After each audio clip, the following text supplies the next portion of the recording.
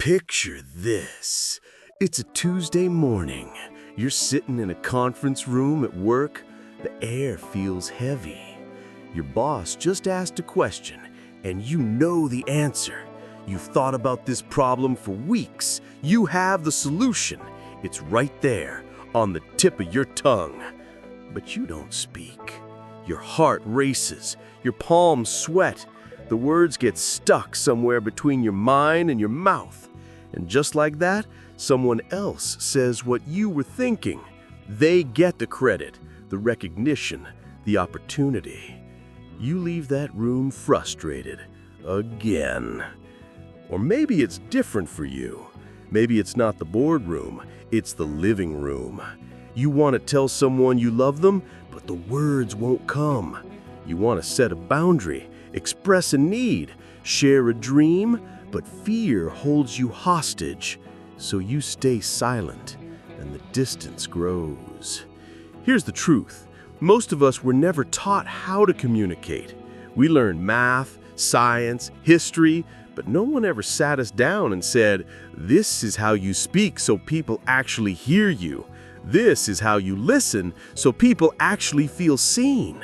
And yet, communication is everything.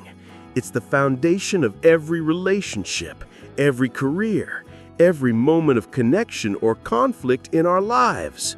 So what if I told you that in just 21 days, you could completely transform the way you communicate? That you could speak with confidence, listen with presence, and connect with people on a deeper level than ever before? That's exactly what Master Communication Skills in 21 Days promises and delivers. Today, we're diving deep into this powerful book. We'll explore the psychology, the strategies, and the daily practices that can turn you into a master communicator, someone who commands respect, builds trust, and creates meaningful connections wherever you go. This isn't just a book summary. This is a roadmap, a 21-day journey that could change your life. So take a breath, get comfortable, and let's begin. What this book really teaches.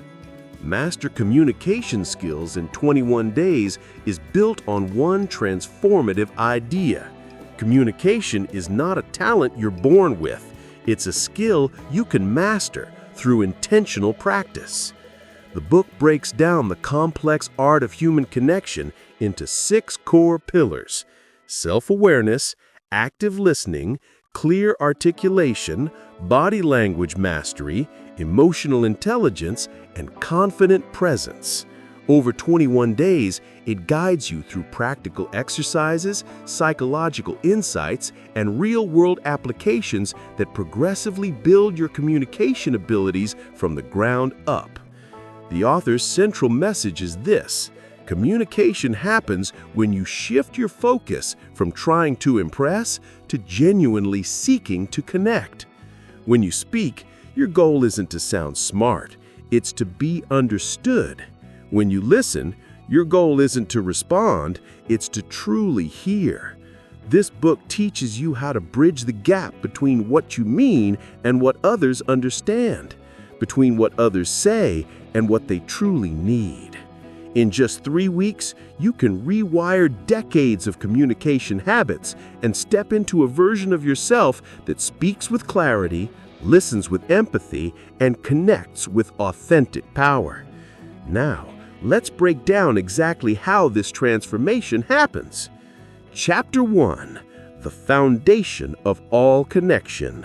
Understanding Communication Psychology. The invisible wall. Imagine 2 people standing face to face, just 3 feet apart. They're having a conversation, but something's off. One person is talking about their day, excited, animated, pouring their heart out. The other person is nodding, saying, but their eyes keep drifting to their phone. Physically, they're close, but emotionally, there's an invisible wall between them. Now imagine a different scene. 2 friends on a video call, separated by thousands of miles. One is going through something hard, a loss, a failure, a moment of doubt. The other listens with complete attention.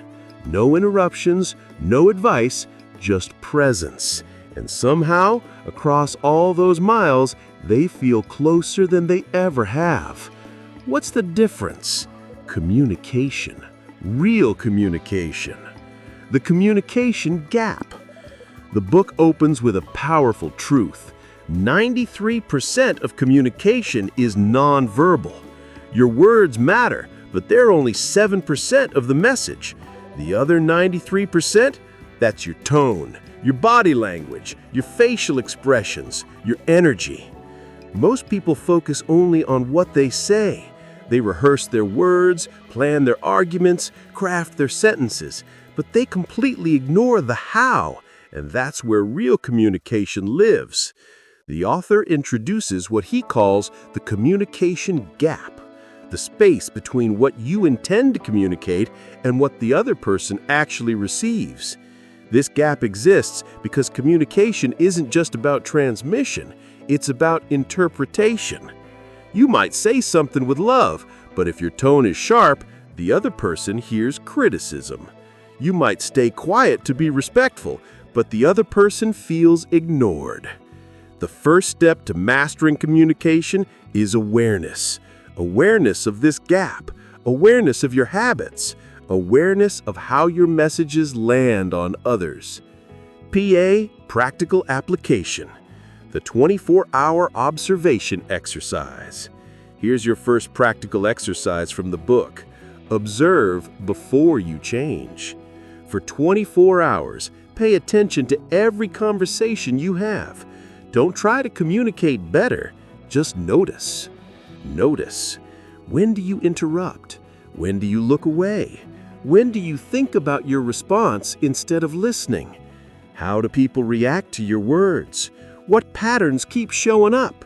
Write down 3 observations at the end of the day. This simple awareness practice is the foundation of all transformation. You can't change what you don't see. Takeaway. Communication is 93% nonverbal. Your energy speaks louder than your words.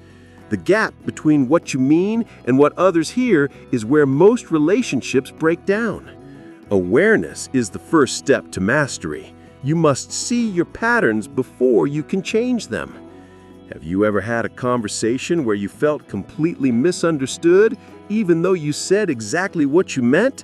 Tell us in the comments, what do you think went wrong? Chapter 2. The power of active listening. Hearing beyond words. The gift of being heard. Sarah walks into her apartment after the worst day of her life. She just got passed over for a promotion she'd worked toward for 2 years. She's heartbroken, angry, confused. Her roommate asks, "How was your day?" Sarah starts to explain, but within 30 seconds, her roommate interrupts. "Oh my God, the same thing happened to me last year." You know what you should do? You should talk to HR and also update your resume. Have you thought about applying somewhere else? Because honestly, that company doesn't deserve you. Sarah nods politely, but inside, she feels more alone than before. Now imagine a different response. Her roommate puts down her phone, looks Sarah in the eyes, and says, "That sounds really hard. Tell me what happened." Sarah talks. Her roommate doesn't interrupt, doesn't give advice, just listens. Reflects back what she hears. "It sounds like you feel invisible, like all that work didn't matter." And Sarah, for the first time all day, feels seen. That's the power of active listening. Listening is not waiting to speak. Most people don't listen to understand. They listen to respond. While you're talking, they're already formulating their reply, their story, their advice. This isn't connection, it's parallel monologues. The book introduces the 4 levels of listening. 1. Ignoring. You're physically present, but mentally absent. 2. pretend listening. You nod and smile, but you're not actually processing anything. 3. Selective listening. You only hear the parts that interest you or confirm your existing beliefs. 4. Active listening. You listen with your full attention, seeking to understand not just the words, but the emotions, needs, and meaning beneath them. Active listening is a full-body experience.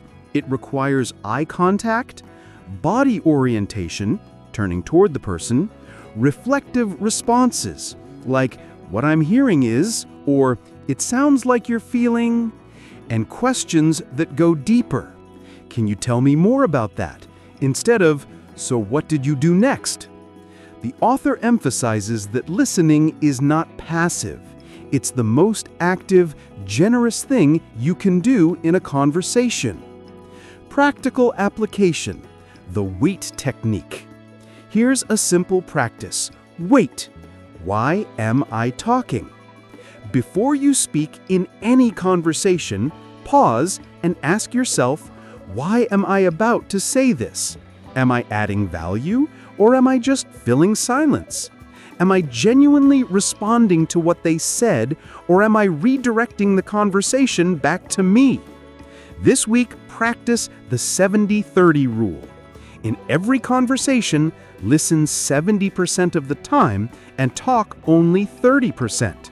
You'll be amazed at what you discover about others and about yourself. Also try this, the 3-second pause.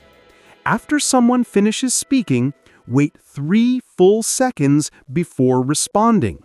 This does 2 things. It ensures they're actually finished. Most people need that pause to gather their next thought, and it shows them you're truly considering what they said. Brain takeaway: most people don't listen, they wait for their turn to speak. Active listening is about understanding, not responding. It's a gift you give with your full presence. The wait technique and the 70-30 rule can transform your relationships in a week. When was the last time someone truly listened to you, really heard you, without interrupting or giving advice? How did that feel? Drop your story below. Chapter 3. Speaking with clarity and confidence, the art of being understood. The presentation that never landed. Marcus spent 3 weeks preparing for his presentation. He knew his material inside and out. He had slides, data, stories, everything. But when he stood in front of the room, something happened. His mouth went dry, his voice came out shaky, he spoke too fast, stumbled over words, and kept saying and like every few seconds. His brilliant ideas got lost in his delivery. People clapped politely when he finished, but he knew his message never landed. Contrast that with his colleague Jennifer. She spoke for half the time, used half the slides, but when she finished, the room was buzzing. People asked questions. They remembered her points. They felt something. What was the difference?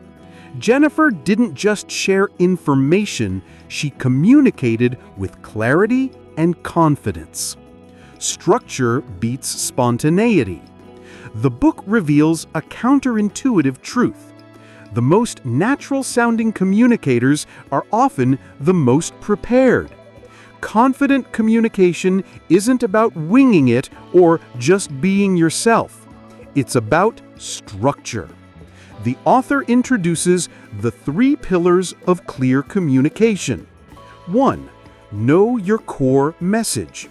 Before you speak, ask yourself, if they remember only one thing, what should it be?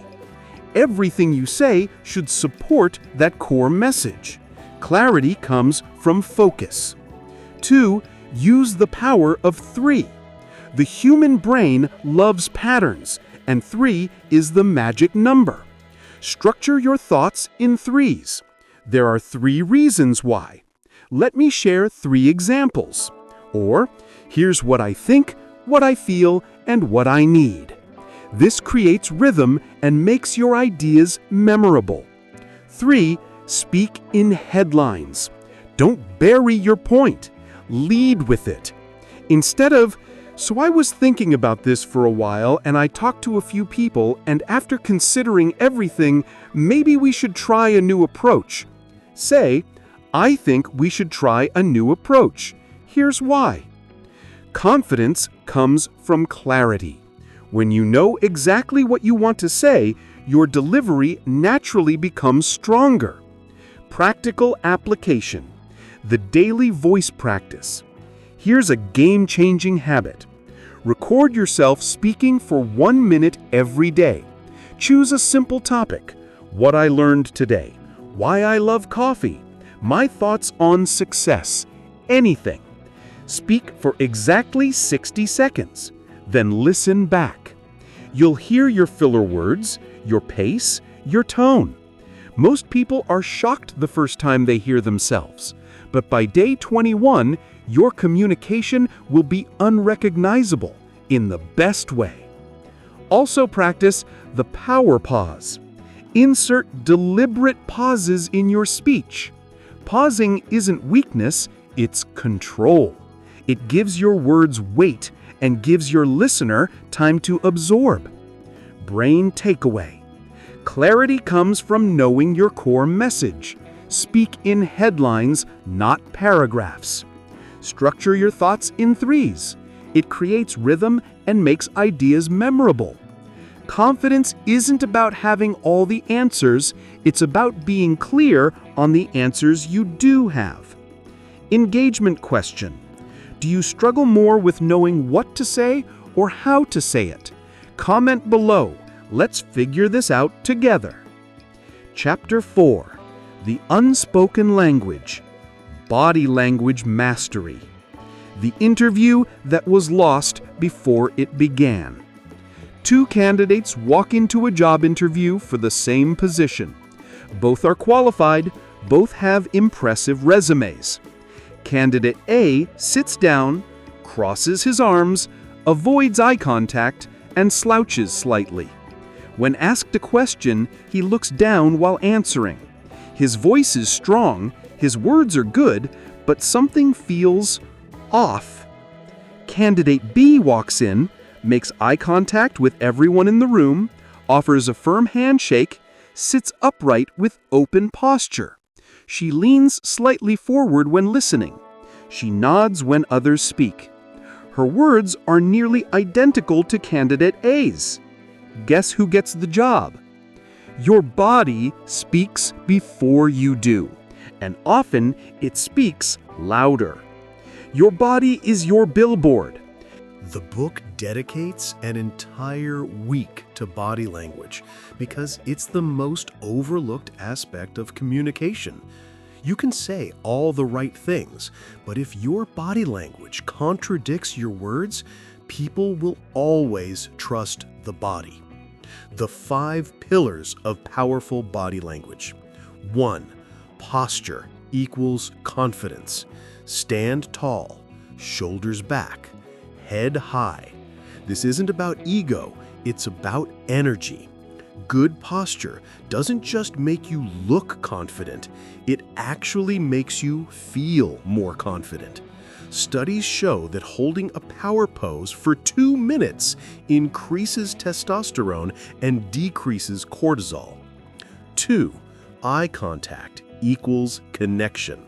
Hold eye contact for 3 to 5 seconds at a time. Too little and you seem untrustworthy.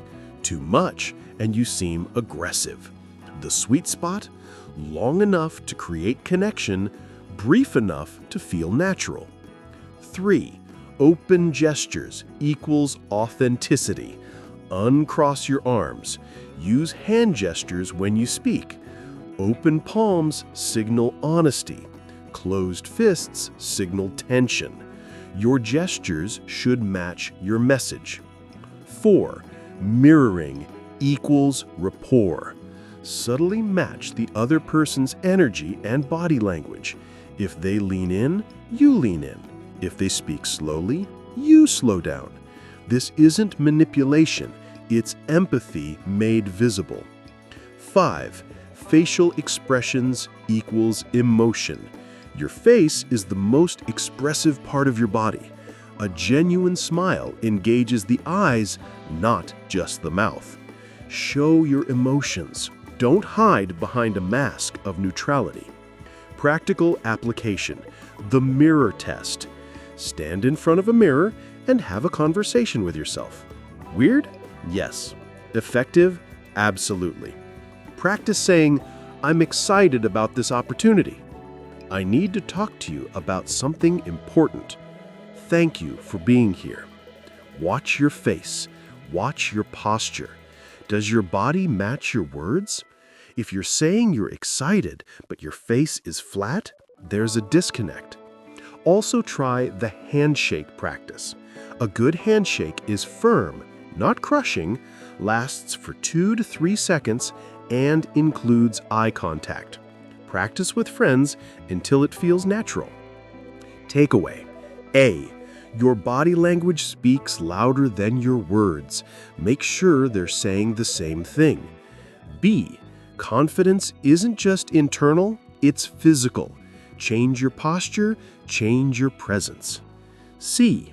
Mirroring, eye contact, and open gestures create instant rapport and trust. What's one body language habit you know you need to change? Avoiding eye contact? Crossing your arms? Let us know. Awareness is the first step. Chapter 5. Emotional intelligence in communication. Speaking to hearts, not just minds. The apology that changed everything. David and his partner hadn't spoken in 3 days. A fight had spiraled out of control. Words were said. Doors were slammed. Now, silence. Finally, David breaks. "I'm sorry," he says. "I shouldn't have said what I said." His partner stares at him. "Do you even know what you're apologizing for?" David fumbles. "For the fight?" "Exactly. You're not sorry, you're just uncomfortable with the silence." He tries again, but this time he pauses. He thinks. He feels. "I'm sorry I dismissed your feelings. When you told me I was hurt, I got defensive instead of listening. I made it about me being right instead of us being okay. That wasn't fair to you, and I'm genuinely sorry." The tension in the room shifts. His partner's shoulders drop, because this time the apology was real. It came from a place of emotional awareness. That's emotional intelligence in action. Book concept explanation. Feel first, speak second. Emotional intelligence is your ability to recognize, understand, and manage emotions, both your own and others. The book argues that EQ is more important than IQ when it comes to communication. The 4 domains of EQ in communication. 1. Self-awareness. You can't communicate effectively if you don't know what you're feeling. Before important conversations, check in with yourself. What am I actually feeling right now? Fear? Anger? Hurt? Excitement? 2. Self-regulation. Just because you feel something doesn't mean you should immediately express it. Pause, breathe, choose your response instead of reacting. 3. Social awareness, empathy. Read the room. Notice the other person's emotional state. Are they defensive, overwhelmed, excited? Match your communication to their emotional reality, not just the facts. The author emphasizes people don't remember what you said, they remember how you made them feel. Practical application, the emotion check-in. Before any important conversation, a conflict, a request, a vulnerable share, do a 60-second check-in. 1. Name your emotion. I'm feeling anxious. 2. Identify the need beneath it. I need reassurance. 3. Decide on your intention. I want to connect, not to win. Also practice the validation phrase. When someone shares a feeling, respond with, "That makes sense. If I were in your shoes, I'd probably feel the same way." This doesn't mean you agree with their position. It means you honor their experience, and that's where trust is built. Takeaway. A. Emotional intelligence is the difference between being heard and being understood. B. People remember how you made them feel, not the perfect words you chose. C. Validation costs you nothing, but gives the other person everything. Have you ever been in a conversation where someone validated your feelings and it completely changed how you felt? Share your experience. Chapter 6. Overcoming Fear and Building Presence, the Final Transformation. The speech that almost didn't happen. It's graduation day. Emma has been chosen to give the student speech in front of 2,000 people. She's terrified. The night before, she considers faking sick. Her hands shake every time she thinks about standing on that stage. What if she forgets her words? What if people laugh? What if she fails in front of everyone? But then she remembers something her mentor told her. Courage isn't the absence of fear. It's the decision that something else matters more. The next day, Emma walks onto that stage. Her heart is pounding. Her hands are still shaking. But she speaks. Her voice cracks on the second sentence. She pauses, takes a breath, and continues. By the end, she's not thinking about the fear anymore. She's thinking about her message, about the people listening, about the moment. And when she finishes, the auditorium erupts. Not because her speech was perfect, but because her presence was real. Fear is normal.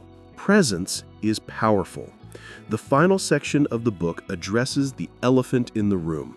Most people are terrified of speaking, especially in public. But here's the truth. Fear doesn't go away. Even professional speakers feel nervous. The difference is they've learned to channel fear into focus. The 3 stages of building presence. 1. Acknowledge the fear. Don't pretend you're not nervous. It's a powerful emotion. Instead, say to yourself, it's okay to feel this way. I'm going to use this energy to focus. Reframe fear as excitement. Physiologically, fear and excitement are almost identical. Increased heart rate, shallow breathing, heightened alertness. The difference is your interpretation. Instead of saying, "I'm so nervous," say, "I'm so excited." Your brain starts to believe it. Ground yourself in purpose. Before you speak, remind yourself why it matters. Shift from, "What if I mess up?" to, "What if my words help even one person?" Purpose is bigger than fear. Be present, not perfect. Stop trying to deliver a flawless performance. Instead, aim for genuine connection. Look at people. Breathe. Speak like you're talking to a friend. Presence beats perfection every single time. The book ends with this powerful reminder. Your voice matters, not because it's perfect, but because it's yours. Practical application: the 21-day challenge. The book concludes with a complete 21-day challenge. Days 1 to 7, practice active listening and self-awareness. Days 8 to 14, focus on clarity, structure, and vocal confidence. Days 15 to 21, master body language, emotional intelligence, and presence. Each day includes specific exercises, reflection prompts, and real-world challenges, like starting a conversation with a stranger or speaking up in a meeting. The transformation isn't about becoming someone else. It's about becoming the most expressed, authentic version of you. Takeaway: fear is normal. Even the best communicators feel it. The key is not eliminating fear, but channeling it. Presence is more powerful than perfection. People connect with authenticity, not flawlessness. Your voice matters, not because you're an expert, but because your perspective is unique. What's the biggest communication fear you'd like to overcome in the next 21 days? Public speaking? Difficult conversations? Speaking your truth? Tell us below.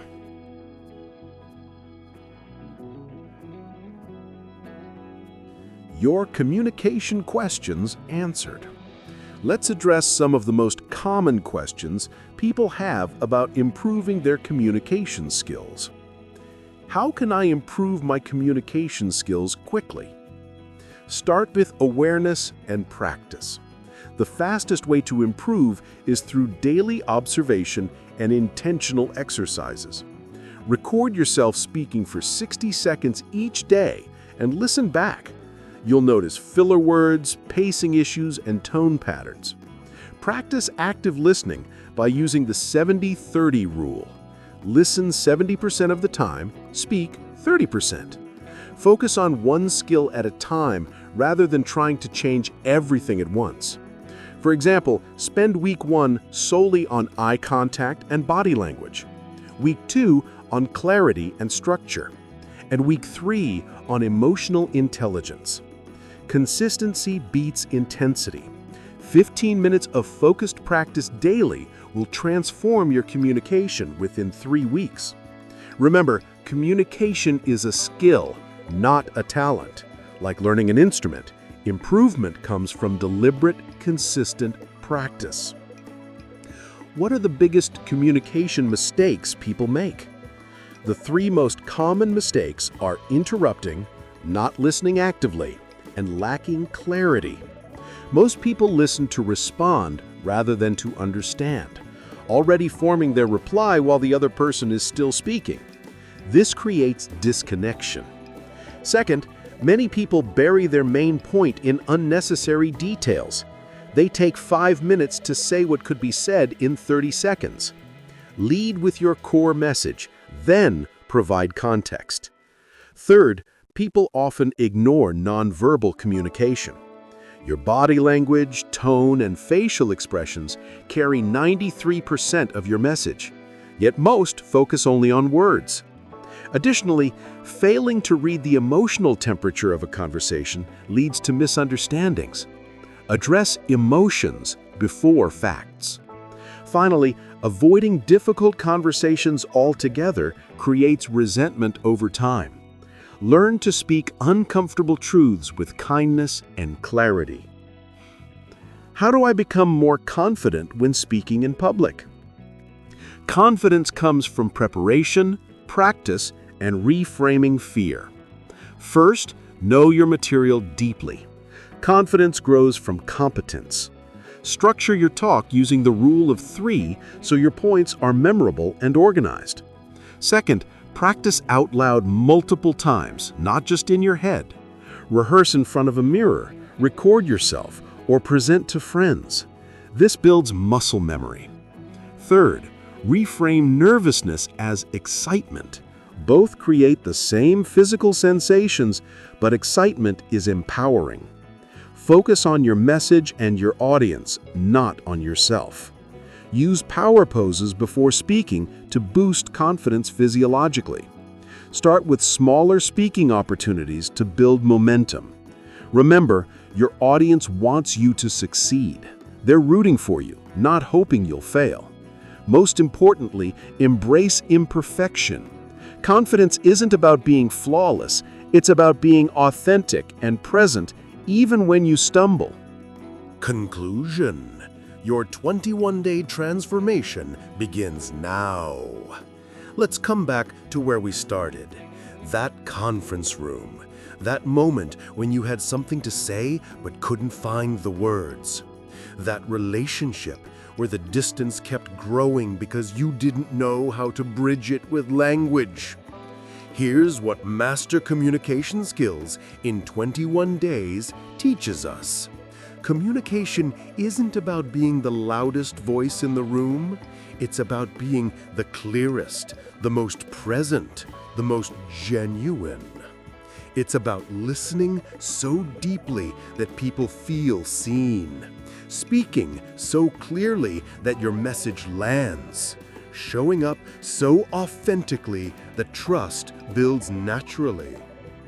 Over these past chapters, we've journeyed through the psychology of connection, understanding that communication is 93% nonverbal and awareness is the first step to change. The power of listening, not just hearing words, but understanding the emotions, needs, and humanity beneath them. Speaking with clarity, structuring your thoughts, eliminating filler, and leading with your core message so people actually hear you.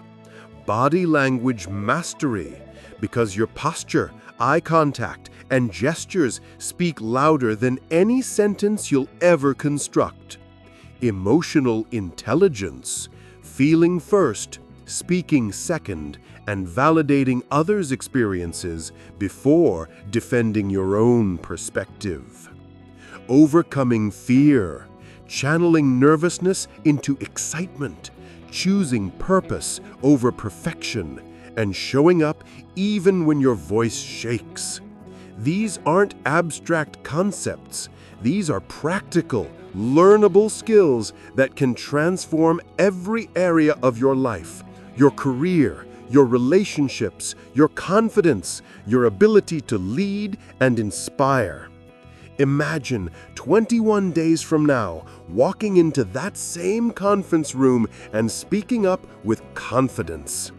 Imagine having that hard conversation you've been avoiding for months, and instead of it ending in conflict, it ends in understanding. Imagine meeting new people and building instant rapport because you've mastered the art of presence. That's not a fantasy. That's what happens when you commit to becoming a master communicator. But here's the thing. Reading about communication doesn't change anything. Practicing it does. So I'm challenging you. Take the 21-day journey. Start today.